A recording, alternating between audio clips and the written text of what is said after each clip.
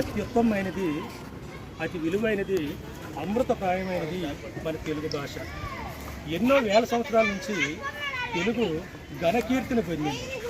తెలుగు దేలి అన్న దేశంలో తెలుగు అనేటువంటి ఒక మానవాడు ఆ రోజు తెలుగు నేర్చుకొని మాట్లాడితే ఈ అక్షరాలను రానటువంటి వాళ్ళు దాన్ని అక్షరం చేశారు.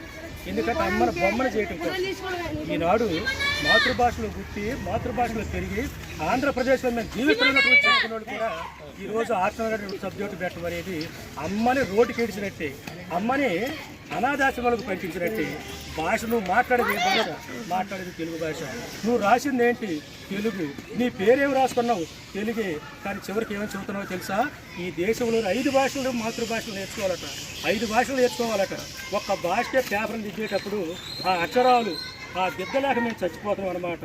ఈ విధంగా అమృత భాషను మృత భాషగా చేయడం కోసం మీరు ప్రయత్నం చేస్తున్నారు. ఈనాడు అంతరించిపోతున్నటువంటి భాషల్లోని భవిష్యత్తులో తెలుగు కూడా అవుతుందని చెప్పేసి అందరూ ఆందోళన పడుతున్నారు. ఈ రాష్ట్రంలో పుట్టిన ప్రతి వాళ్ళు తెలుగు వాళ్ళు ప్రపంచ ఖ్యాతిని మనం పొందాలంటే ఈనాడు మనం మన మాతృభాషను మనం రక్షించుకోవాలి. అయితే ఇప్పటికే చాలా ఆలస్యం అవుతుంది. ఇది చట్టరూపం చేస్తామంటున్నారు.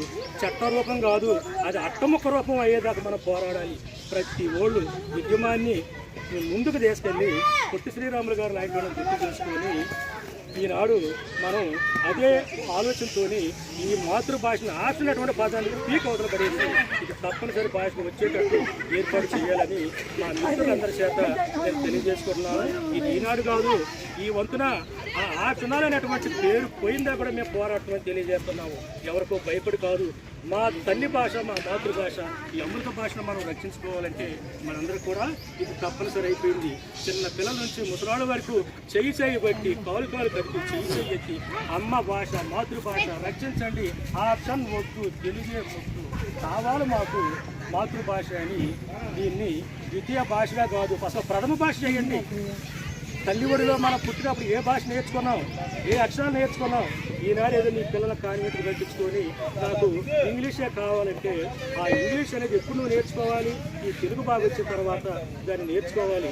ప్రపంచ మేధావులు ఎంతోమంది సంగీత సాహిత్యాలకు అనుకూలమైందని విదేశీయులు ఈ భాష నేర్చుకుంటే ఇక్కడ పుట్టిన వాళ్ళు మీరేంటే బాబు ఆటలు పెడతారంటున్నారు. ఆర్టినట్ పదాలు ఇమీడియట్గా తొలగించాలి, లేకపోతే ఉద్యమాన్ని తీవ్రతరం చేస్తామని ఈ సందర్భంగా నేను తెలియజేస్తున్నాను.